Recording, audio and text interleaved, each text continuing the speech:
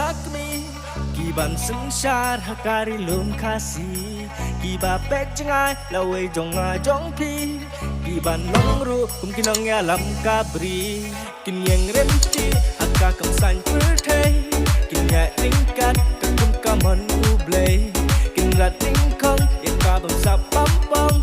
Kum ka jela kin yang rasong Bro de kajing kmen Kin ya nyambati barden